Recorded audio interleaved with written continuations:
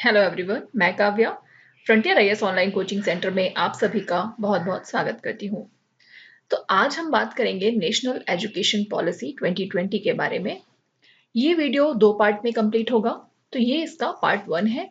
इस पार्ट में हम क्या क्या डिस्कस करने वाले हैं पहले ये देख लेते हैं। इस पार्ट में हम बात करेंगे कि एजुकेशन से रिलेटेड हमारे कॉन्स्टिट्यूशनल प्रोविजन क्या क्या हैं जो हमारे इंडियन कॉन्स्टिट्यूशन में दिए गए हैं। उसके बाद में हम बात करेंगे कि सस्टेनेबल डेवलपमेंट गोल जो है वो एजुकेशन से रिलेटेड कौन सा है, बैकग्राउंड क्या रहा है नेशनल एजुकेशन पॉलिसी का, ये क्या ये पहली पॉलिसी है या फिर इससे पहले भी कोई एजुकेशन के लिए पॉलिसी आई थी।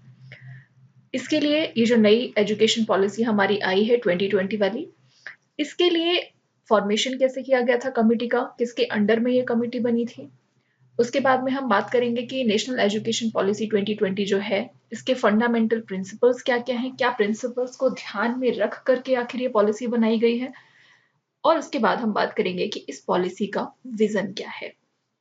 रेफरेंस के लिए मैं एक बार आपको बता दूं कि जो इसका सेकेंड पार्ट रहेगा उसमें हम मेनली डिस्कस करेंगे जो इसको एजुकेशन वाइज डिवाइड किया गया है कि स्कूल एजुकेशन में क्या क्या चीज़ें हम लेकर आएंगे चेंजेस, हायर एजुकेशन में क्या क्या लेकर आएंगे, अगले जो बाकी के की प्रोविजंस हैं वो क्या क्या होंगे, इम्प्लीमेंटेशन कैसे किया जाएगा, ये सब नेक्स्ट पार्ट में डिस्कस किया जाएगा।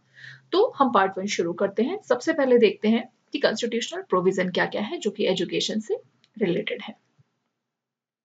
Constitutional provision related to education. According to our constitution, education comes under concurrent list. Education जो है वो concurrent list में आता है, यानी कि state और center दोनों ही इस पर अपने अपने लॉ बना सकते हैं। The Constitution of India provides for following main areas of education in the country. अगर हम सबसे पहले फंडामेंट हम और वैसे देखेंगे कि आर्टिकल वाइज एक एक कर करके, तो सबसे पहले एजुकेशन फॉर वुमेन जो है वो आर्टिकल 15(1)(3) में कवर किया गया है। फंडामेंटल राइट है ये हमारा, right to education article 21, religious education 25 and 28। अब इन तीनों आर्टिकल्स को हम एक एक करके देखते हैं। आर्टिकल 15 के 1 में क्या कहा गया है। आर्टिकल 15(1) कहता है कि the state shall not discriminate against any citizen on ground of religion, race, caste, sex, place of birth or any of them। यानी कि स्टेट जो है वो किसी भी सिटीजन को डिस्क्रिमिनेट नहीं कर सकता सिर्फ रिलीजन के बेसिस पर, रेस के बेसिस पर, उसकी कास्ट के बेसिस पर या सेक्सुअलिटी के बेसिस पर या फिर उसका प्लेस ऑफ बर्थ क्या है इसके बेसिस पर। तो सेक्स के बेस पर अगर हम डिस्क्रिमिनेट नहीं कर सकते हैं, यानी कि विमेन और मेन में आपको डिस्क्रिमिनेट नहीं करना है, भले ही हमारी सोसाइटी पैट्रियार्कल सोसाइटी है, लेकिन आर्टिकल 15(1) यही कहता है। इसीलिए हमने ऊपर वाली स्लाइड में बात की थी कि ये आर्टिकल 15(1)(3) जो है वो एजुकेशन फॉर वुमेन के बारे में बात करता है। तो आर्टिकल 15(3) को अगर हम देखेंगे तो ये कहता है कि nothing in this article shall prevent the state from making any special provision for women and children। यानी कि स्टेट जो है उसको रोका नहीं जा सकता, कोई भी आर्टिकल जो है वो स्टेट को नहीं रोकता है कि वो वुमेन या चिल्ड्रन के लिए कोई स्पेशल प्रोविजन ना बना सके। तो वुमेन के लिए आप कोई भी स्पेशल एजुकेशन से रिलेटेड प्रोविजन बना सकते हैं, उनकी एक तरह से सिक्योरिटी के लिए कोई भी प्रोविजन बना सकते हैं। तो वुमेन एजुकेशन जो है वो यहाँ पर इस आर्टिकल में डिस्क्राइब किया गया है। उसके बाद में है आर्टिकल 21। आर्टिकल 21 जो हमारा था उसमें हम राइट टू एजुकेशन की बात कर रहे थे। तो आर्टिकल 21 कहता है the state shall provide free and compulsory education to all the children of the age 6 to 14 year in such manner as the state may be. यानी कि 6 साल से 14 साल के बच्चों को स्टेट जो है वो फ्री और कंपल्सरी एजुकेशन प्रोवाइड करेगा। कोई भी बच्चा, कोई भी चाइल्ड जो है वो इस चीज से डिवॉइड नहीं रहना चाहिए, इस चीज से बचा नहीं रहना चाहिए कि उसके पास पैसे नहीं है इसलिए वो एजुकेशन को अचीव नहीं कर पाया। आर्टिकल 15 की अगर हम बात करें, आर्टिकल 15 और 18 जो है वो रिलीजियस एजुकेशन के बारे में बात करते हैं। आर्टिकल 15 कहता है कि freedom of conscience and free profession practice and propagation of religion. कि जो रिलीजन है उसको, हमारा कंट्री जो है वो एक सेक्युलर कंट्री है, तो सेक्युलर कंट्री होते हुए हमारे देश में किसी भी रिलीजन को कंसाइंस करने का, उसको कैसे आप इम्प्लीमेंट करना चाहते हैं, उस धर्म को कैसे अपनाना चाहते हैं, उसको कैसे प्रैक्टिस करना चाहते हैं, और प्रोपोगेट करना मतलब उसको आप दूसरे लोगों में बांटना चाहते हैं, अपने धर्म के जो आपके रिलीजियस व्यूज हैं उनको, उसके लिए पूरी पूरी फ्रीडम दी गई है। तो जो प्रोपोगेशन एंड प्रैक्टिस वाला पार्ट आ जाता है, ये रिलीजियस एजुकेशन से रिलेटेड है एक्चुअली, क्योंकि आप प्रोपोगेट कैसे कर रहे हैं अपने रिलीजन को, वो आपका एक एजुकेशन पर ही डिपेंड करता है। आर्टिकल 28 जो है, freedom as to attendance at the religious worship in certain educational institute. Article 28 जो है वो फ्रीडम देता है रिलीजियस वर्शिप की, आप किसी भी रिलीजन का जो है वो वर्शिप कर सकते हैं किसी भी सर्टेन एजुकेशनल इंस्टीट्यूट में। तो आर्टिकल 25 और 28 ये हो गए। उसके बाद जो हमारे कुछ आर्टिकल्स हैं, आर्टिकल 29(2) जो है वो बात करता है education of minorities, protection of interest of minorities, कि जो हमारी माइनॉरिटीज हैं हमारे कंट्री में, हमारा कंट्री में हिंदू मेजोरिटी में है, तो जो माइनॉरिटी हैं बाकी की रिलीजन वाइज, उनकी एजुकेशन के लिए protection of interest of minority, उनके बारे में आर्टिकल 29(2) में बात की गई है। अभी डिटेल में देखेंगे ये सारे article. Right of minorities to establish and administer educational minorities, article 30। Right to free and fair compulsory education, ये हमारा एक डीपीएसपी का पार्ट है, 45 आर्टिकल, कि हर किसी को राइट है कि फ्री और फेयर कंपलसरी एजुकेशन उसे मिल सके। आर्टिकल 46 बात करता है promotion of education and economic interest of SC ST and weaker sections. Article 350 ए जो है वो बात करता है इंस्ट्रक्शन इन mother tongue eight primary stage. ये सारे के सारे आर्टिकल्स आपको एक नज़र जरूर याद रखने हैं, क्योंकि आप इनको अपने आंसर राइटिंग में यूज कर सकते हैं कहीं पर भी, और कभी भी आप अगर किसी आर्टिकल को मेंशन करते हैं या कोई भी ऐसा फैक्ट देते हैं तो उससे आपका आंसर जो है वो बहुत ही इम्पैक्टफुल हो जाता है। तो चलिए ये सारे के सारे आर्टिकल जो हमने 5 से 9 तक डिस्कस किए, इनको हम डिटेल में पढ़ते हैं। 2 जो है वो हमारी बात करता है कि no citizen shall be denied admission into any educational institution maintained by the state or receiving aid out of a state fund on the ground of only religion, race, caste, language और any of them. Article 29(2) कहता है कि किसी भी citizen को मना नहीं किया जाना चाहिए किसी भी एजुकेशनल इंस्टीट्यूट में जो कि स्टेट मेंटेन करता है या फिर स्टेट उसके लिए फंड देता है, उसमें एडमिशन के लिए on the basis of religion, सिर्फ रिलीजन के बेस पे, रेस के बेस पे, कास्ट के बेस पे, लैंग्वेज के बेस पर, और एनी ऑफ देम या इनमें से किसी के बेस पर भी। आर्टिकल 30 जो है वो हमारी बात करता है right of minorities to establish and administer educational institute. Article 30 जो है वो पूरा पूरा हक देता है किसी भी स्टेट को, स्टेट में जो माइनॉरिटीज हैं उनको पूरा हक है कि वो अपना एक एजुकेशनल इंस्टीट्यूट खोल सकें, उसे एस्टेब्लिश कर सकें, उसका एडमिनिस्ट्रेशन संभाल सकें। उसके बाद आर्टिकल 45 जो कि एक्चुअली हमारा डीपीएसपी का पार्ट है, आर्टिकल 36 से 51 तक हमारा डीपीएसपी है। तो आर्टिकल 45 कहता है कि provide for free and compulsory education for children, the state shall endeavor to provide within a period of 10 years from the commencement of this constitution for free and compulsory education for all children until they complete the age of it's actually 6 year, पहले 14 year था, लेकिन जब article 21A आया, जैसे मैंने ऊपर आपको बताया था, तब वहां पर आर्टिकल 21A में है कि 6 से 14 तक का एजुकेशन है कंपलसरी, और आर्टिकल 45 जो बात करता है वो 0 to 6 ईयर के लिए है। तो for free and compulsory education for all children until they complete the age of 6 year. उसके बाद में है आर्टिकल 46 आता है।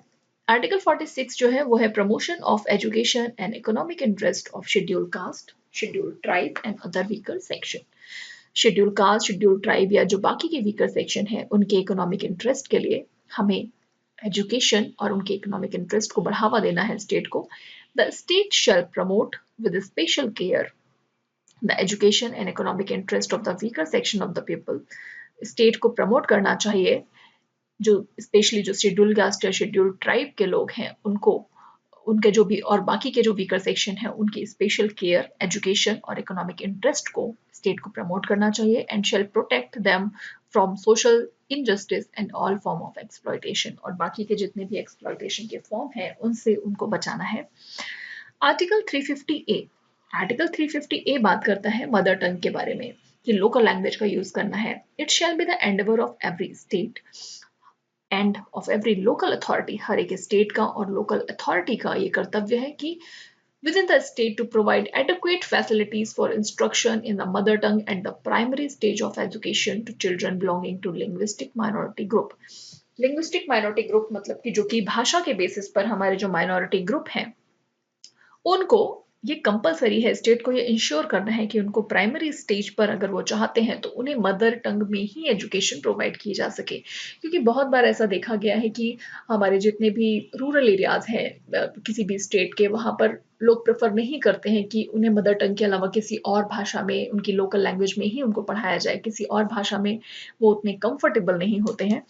तो इसीलिए स्टेट का ये प्रोविजन रखा गया है कि कोई भी अगर माइनॉरिटी से लिंग्विस्टिक माइनॉरिटी ग्रुप का चिल्ड्रन है, कोई भी चाइल्ड है, तो उसे प्राइमरी स्टेज ऑफ एजुकेशन में मदर टंग में ही पढ़ाया जाए।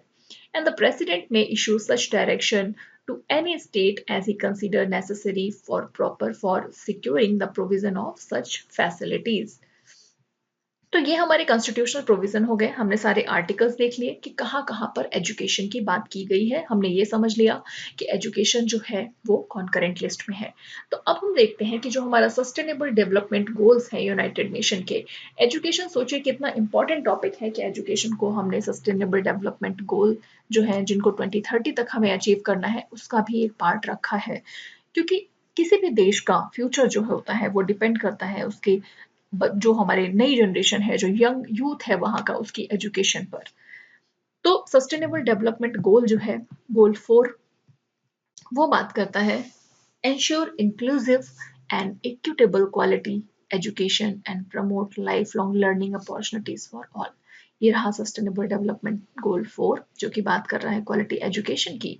गोल 4 में कहा गया है कि इंश्योर करना है हर एक कंट्री को और यूनाइटेड नेशन को भी कि ensure inclusive and equitable quality education. Inclusive मतलब कि सबको इंक्लूड किया जाए, किसी को भी मेन स्ट्रीम से बाहर ना रखा जाए, चाहे वो फिर आपका गरीब हो, कोई भी पुअर है, पॉवर्टी के बेसिस पर हो, या फिर रिच पुअर गैप मतलब हो, या फिर तो कोई भी रूरल एरिया में अगर रह रहा है, कोई भी किसी भी लाइन में है, अगर बीपीएल में है, एपीएल में है, किसी भी चाइल्ड को कोई भी डिप्राइव नहीं होना चाहिए एजुकेशन से।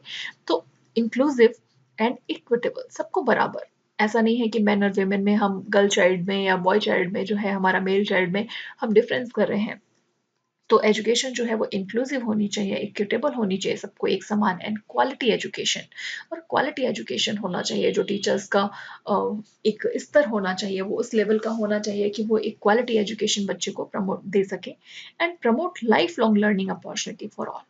और ऐसी अपॉर्चुनिटीज हमें देनी है, ऐसा लाइफ लॉन्ग लर्निंग अपॉर्चुनिटी देनी है कि प्रमोट करना है उनको कि हर कोई उसमें इंक्लूसिवली पार्टिसिपेट कर पाए, चाहे वो फिर किसी भी एज का हो। तो ये रहे हमारे सस्टेनेबल डेवलपमेंट गोल। अब हम बात करेंगे कि एजुकेशन आखिर इतना इंपॉर्टेंट क्यों है कि एजुकेशन के बारे में हर जगह बात की गई है। तो एजुकेशन जो है it is a fundamental for achieving full human potential. कोई किसी भी तरह का एजुकेशन अगर हम दे रहे हैं अपने चाइल्ड को, तो ये फंडामेंटल होता है जो कि आपका फुल ह्यूमन पोटेंशियल डेवलप करने में मदद करता है। Developing N equitable and just society, एक इक्विटेबल, एक बराबरी का और एक न्यायवर्धक या न्यायपूर्ण समाज को डेवलप करने में एजुकेशन बहुत ही इंपॉर्टेंट रोल प्ले करता है। एंड प्रमोटिंग नेशनल डेवलपमेंट, और किसी भी देश के विकास के लिए, उसके आर्थिक विकास के लिए, चाहे वो इकोनॉमिकल डेवलपमेंट हो या सोशल डेवलपमेंट हो, सामाजिक विकास के लिए एजुकेशन जो है वो मस्ट है। एजुकेशन के बिना आप आगे नहीं बढ़ सकते किसी भी चाइल्ड का, चाहे वो साइंटिफिक टेम्पर डेवलप करने की बात हो या फिर कल्चरल वैल्यूज देने की बात हो, एजुकेशन हर एक चीज में इंपॉर्टेंट है। अब हमने कहा था कि क्या नेशनल एजुकेशन पॉलिसी जो है क्या ये पहली बार लाई गई है, तो ऐसा नहीं है। इसका बैकग्राउंड है कि पहली एजुकेशन पॉलिसी जो है वो 1968 में आई थी। उसके बाद सेकेंड एजुकेशन पॉलिसी जो है वो 1986 में आई थी।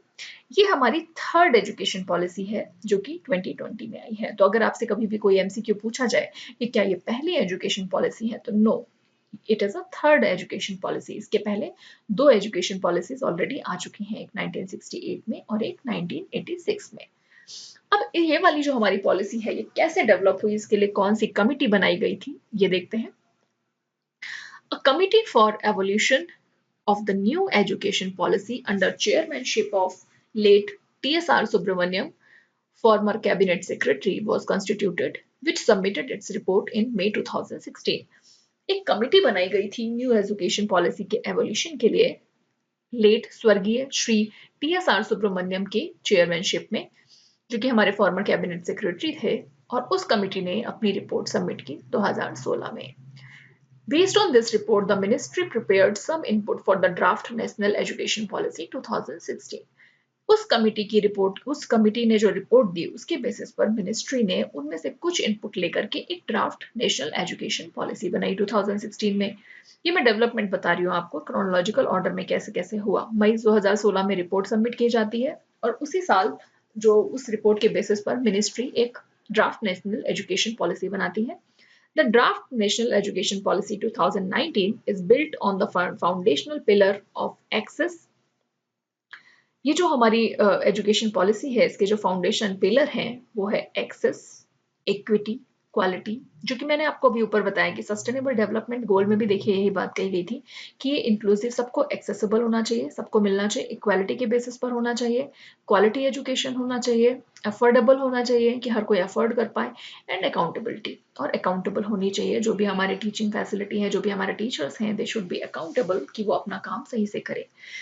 The committee has proposed to rename MHRD as Ministry of Education. यहाँ तक कि कमिटी ने ये भी प्रपोज किया कि जो Ministry of Human Resource and Development है उसको रीनेम करके Ministry of Education कर दिया जाए. The committee led by Chairman Dr. Kasturi Rangan submitted the draft National Education Policy to the Union Human Resource Development Minister on 31/5/2019. मई 2019 में उन्होंने अपनी जो ड्राफ्ट नेशनल एजुकेशन पॉलिसी है वो सबमिट की. National education policy lays particular emphasis on the development of creative potential of each individual. ये जो education policy है ये बहुत ही एम्फेसिस करती है इस चीज पर कि हर एक इंडिविजुअल का जो क्रिएटिव पोटेंशियल होता है, हर किसी में कुछ पोटेंशियल है और वो कुछ ना कुछ उसका क्रिएटिव साइड होता है, उसको किस तरह से डेवलप किया जाए. It is based on the principle that education must develop not only cognitive capacities, both the foundational capacity of literacy and numeracy and higher order cognitive capacities such as critical thinking and problem solving. ये जो है हमारी education policy ये इस चीज पर based है कि हमें सिर्फ अपनी लिटरेसी या न्यूमरेसी वाली जो चीजें हैं, जो कि हम एक रोट लर्निंग अभी तक करते आए हैं, हमारी एजुकेशन पॉलिसी जैसी रही है, उनको डेवलप नहीं करना है या क्रिटिकल थिंकिंग और प्रॉब्लम सॉल्विंग को ही डेवलप नहीं करना है, बल्कि साथ में हमें सोशल, एथिकल, इमोशनल कैपेसिटीज भी डेवलप करनी है. हमें कोई भी बच्चा है उसमें सोशल वैल्यूज भी इनकलकेट करनी है, उसमें एथिकल वैल्यूज भी डालनी है, इमोशनल कैपेसिटीज भी डेवलप करनी है. यानी कि एक चाइल्ड जो है उसका एक कॉम्प्रिहेंसिव डेवलपमेंट किस तरह से किया जा सकता है वो है, उस बात पे ये फोकस करती है. The purpose of the education system is to develop good human being capable of rational thought and action. इस एजुकेशन सिस्टम का जो हमारा एक मेन पर्पस है, जो लक्ष्य है, वो है डेवलप करना कि अच्छे ह्यूमन बीइंग्स को जो कि कैपेबल हो रेशनल थॉट के, जो कि अपना डिसीजन खुद ले सके, and action, possessing compassion and empathy, courage, resilience, scientific temper and creative imagination with sound ethical moral and values. इस एजुकेशन सिस्टम का मेन जो पर्पस है वो है कि ह्यूमन बीइंग्स को किस तरह से एक ऐसा ह्यूमन बीइंग बनाना है जो कि कैपेबल हो, जो अपने डिसीजन खुद ले सके, रेशनैलिटी पे बेस्ड ले सके, लॉजिकल थिंकिंग पे बेस्ड ले सके, एक साइंटिफिकल टेम्पर डेवलप करना है उनमें, और उनमें एक एम्पैथी क्रिएट करनी है ह्यूमन बीइंग्स के लिए. तो ये सारी की सारी वैल्यूज जो है उस पर फोकस करती है हमारी नई नेशनल एजुकेशन पॉलिसी. अब हम देखते हैं कि हमारे फंडामेंटल प्रिंसिपल्स आखिर क्या हैं इस नेशनल एजुकेशन पॉलिसी के. तो फंडामेंटल प्रिंसिपल जिस पर ये एजुकेशन पॉलिसी बेस्ड है वो कुछ इस तरह हैं कि recognising, identifying and fostering the unique capabilities of student. किसी भी स्टूडेंट की जो यूनिक कैपेबिलिटीज हैं, हर एक स्टूडेंट में कुछ यूनिक कैपेबिलिटी होती हैं. अगर कोई स्पोर्ट्स में अच्छा है तो ऐसा नहीं है कि आप उसे सिर्फ पढ़ाई में, अगर स्टडीज में बेटर बनाने की कोशिश करेंगे तो शायद वो उतना अच्छा परफॉर्म नहीं कर पाएगा. तो उसकी कैपेबिलिटी है क्योंकि स्पोर्ट्स में बेटर करना, तो उसी के लिए है कि जो भी उसकी यूनिक कैपेबिलिटी है हर एक स्टूडेंट की, उसको रिकॉग्नाइज करना है, पहले पहचानना है कि आखिर क्या है इसकी यूनिक कैपेबिलिटी, आइडेंटिफाई करना है, उसको अलग करना है, एंड फोस्टरिंग, और फिर उसके बाद उसको हमें जो भी उसकी यूनिक कैपेबिलिटी थी उसको फोस्टर करना है, उसको एक ऐसा एनवायरनमेंट देना है कि वो हम उसको ग्रो करने में उसकी हेल्प कर सके। ये एक फंडामेंटल प्रिंसिपल है। And according the highest priority to achieving foundational literacy and numeracy by all the student। एक जो बेसिक यानी कि फाउंडेशन लिटरेसी होती है कि आप बेसिक कैलकुलेशन कर सकें, एक बेसिक अपना नाम लिखना पढ़ना या बेसिक कैलकुलेशन जो होते हैं उतना एटलीस्ट हर एक स्टूडेंट को अचीव कराया जा सके, वो एक हाईएस्ट प्रायोरिटी होनी चाहिए कि कोई भी बिल्कुल इलिटरेट एटलीस्ट ना रह जाए। नो हार्ड फ्लेक्सिबिलिटी, अपने अप्रोच में फ्लेक्सिबिलिटी रखनी है। No hard separation between art and sciences, between curricular and extra curricular activities, between vocational and academic streams. हम जैसे बचपन में सुनते आए हैं, सबने ही सुना होगा कि खेलोगे कूदोगे बनोगे खराब, पढ़ोगे लिखोगे बनोगे नवाब। तो वो चीज़ अभी नहीं रखना है कि एक्स्ट्रा करिकुलर एक्टिविटीज को कई फैमिलीज में बहुत ही टाइम वेस्टेज माना जाता है कि सिर्फ करिकुलर पे फोकस करो, जो आपके सिलेबस में है उसको उसी को पढ़ो, उसी में टाइम दो, और आप क्योंकि आपको टॉप करना है। ये एक मेंटालिटी है जनरली हमारी इंडियन फैमिलीज की। तो जो नई एजुकेशन पॉलिसी है वो इस बात पर मेनली फोकस करती है कि आर्ट्स के सब्जेक्ट जो हैं और साइंस के सब्जेक्ट हैं उनमें कोई भी बहुत एक से हार्ड सेपरेशन ना हो, जैसे कि अभी रहता है कि आर्ट साइड वाला पूरा अलग हो जाता है एंड साइंस साइड एक अलग ही स्ट्रीम रहता है। उसका हार्ड सेपरेशन को खत्म करना है और जो करिकुलर और एक्स्ट्रा करिकुलर एक्टिविटीज हैं उनका जो गैप है उसको मिटाना है। क्योंकि एक्स्ट्रा करिकुलर एक्टिविटीज में जैसे हमारे गेम्स रहते हैं, बाकी एक्टिविटीज रहती हैं, उनको एक करिकुलर का ही पार्ट बनाना है जिससे कि बच्चा उसे एजुकेशन समझ करके, उसे टाइम वेस्टेज ना समझ करके उसमें बराबर टाइम दे सके। वोकेशनल एंड एकेडमिक स्ट्रीम, और साथ ही वोकेशनल यानी कि जो प्रैक्टिकल चीजें हमारी होती हैं और एकेडमिक स्ट्रीम जो है उनका डिफरेंस भी खत्म करना है। Multi and holistic education, multidisciplinarity होनी चाहिए एजुकेशन में, यानी कि अभी जैसे हमारा होता है कि एक पर्टिकुलर दो ही स्ट्रीम है कि एक साइंस का है एक आर्ट का है, तो हमें उसे मल्टी डिसिप्लिनरी में करना है। हमें एक इंक्लूसिव एनवायरनमेंट क्रिएट करना है कि सारे के सारे डिसिप्लिन जो है वो अगर कोई भी बच्चा किसी भी स्ट्रीम में जाना चाहता है तो वो उसमें आसानी से जा सके। Emphasis on conceptual understanding rather than rote learning and learning for exam। Emphasis करना है कि बच्चा उस कॉन्सेप्ट को समझ सके जो भी उसे पढ़ाया जा रहा है, जैसे कि ऊपर भी हमने कहा है करिकुलर एक्स्ट्रा करिकुलर, यानी कि प्रैक्टिकल बेसिस पे हमें एजुकेशन मेनली फोकस कर रही है हमारी नेशनल एजुकेशन पॉलिसी काफी हद तक। और जो हमारा थ्योरेटिकल एक पार्ट था जैसे कि अभी तक हम पढ़ते आए हैं उसको कहीं ना कहीं खत्म करने की कोशिश की जा रही है कि रोट लर्निंग ना रह जाए बच्चों के बीच में। Creativity and critical thinking to encourage logical decision making and innovation। Creativity और क्रिटिकल थिंकिंग डेवलप करनी है जिससे कि जो बच्चा है वो लॉजिकली डिसीजन अपने ले सके, और इनोवेशन की जो एक क्षमता होती है बच्चे में, इनोवेशन करने का एक जो क्रिएटिव माइंड होता है उसको एक पर्टिकुलर एनवायरमेंट इकोसिस्टम एक ऐसा प्रोवाइड किया जा सके कि वो उसे डेवलप कर सके।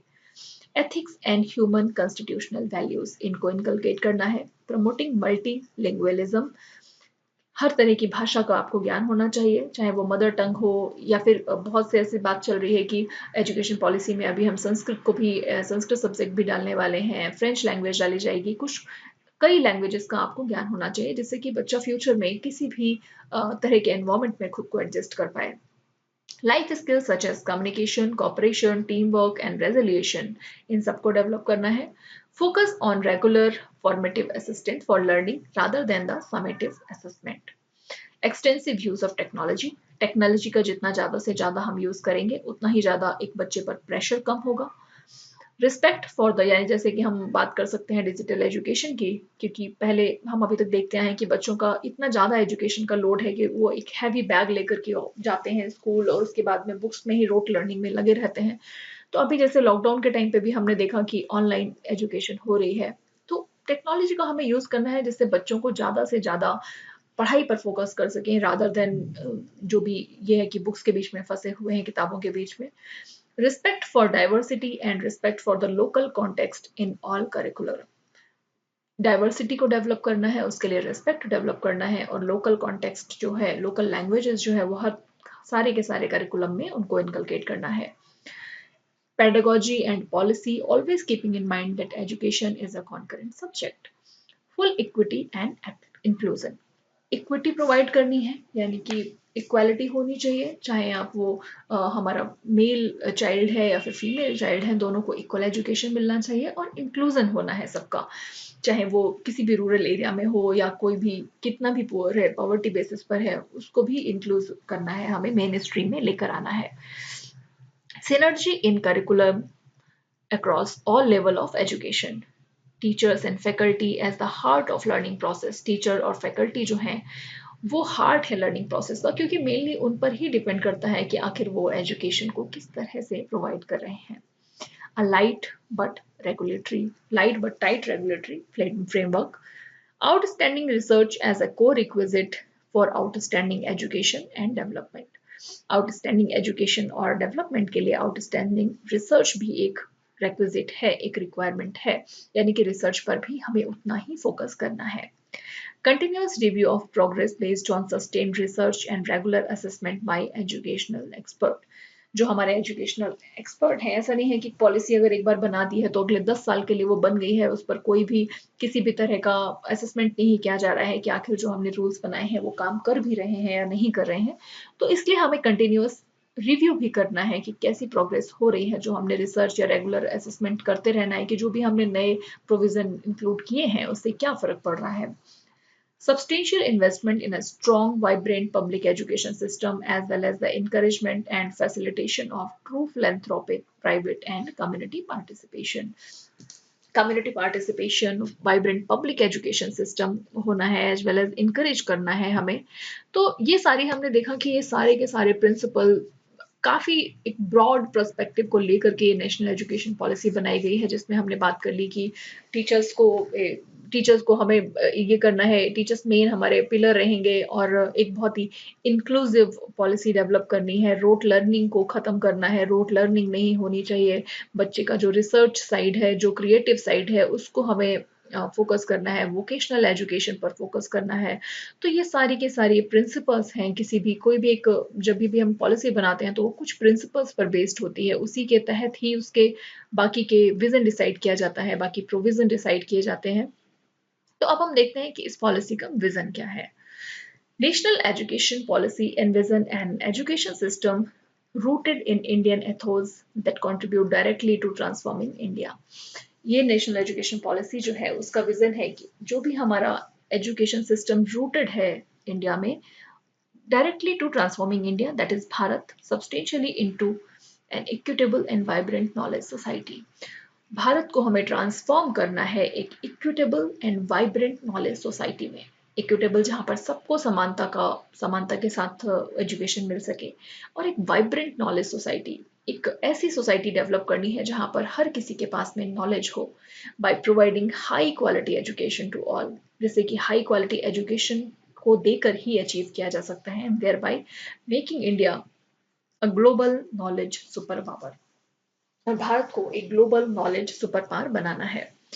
The rich heritage of ancient and eternal Indian knowledge and thought has been a guiding light for this policy. जो हमारा भारत का इतिहास रहा है, इसकी रिच हेरिटेज रही है, उसकी भारतीय हमारा जो ज्ञान रहा है, वो एक बहुत ही बड़ा गाइडिंग लाइट रही है इस पॉलिसी के लिए। द परस्यूट ऑफ नॉलेज, ज्ञान, विजडम यानी कि प्रज्ञा, एंड ट्रुथ, सत्य, was always considered in Indian thought and philosophy as the highest human goal. Bharat में हमेशा से ही एक मानवता के जो गोल रहे हैं जिनको अचीव करना, वो है ज्ञान, विजडम, बुद्धि और सत्य। इन तीन को अचीव ही करना रहता था। जो हमारी पुरानी यूनिवर्सिटीज थी, नालंदा यूनिवर्सिटी, तक्षशिला यूनिवर्सिटी, वहां पर यही सब पढ़ाया जाता था।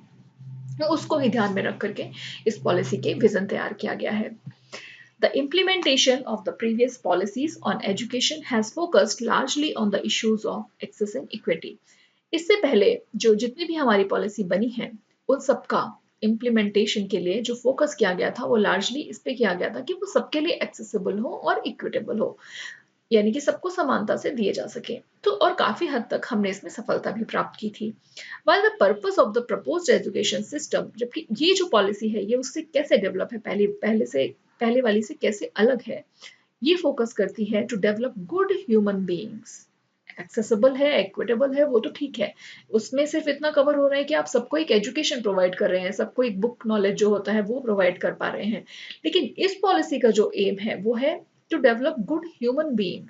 एक ऐसे ह्यूमन बीइंग को हमें डेवलप करना है जो कि capable of rational thought and action, जो कि रेशनल थॉट पर बेस्ड एक्शन ले सके, possessing compassion and empathy, जिनमें दया की भी भावना हो, courage and resilience, साहस हो, साइंटिफिक टेम्पर यानी कि साइंस के लिए लगाव हो, साइंस के थ्रू वो अपने जो भी काम है वो करना जानते हो, and creative imagination with sound ethical mooring and values, यानी कि एक कॉम्प्रिहेंसिव डेवलपमेंट करने की बात कर रही है ये पॉलिसी चाइल्ड को किसी ना किसी तरह से, पिछले वाली से ये अलग है।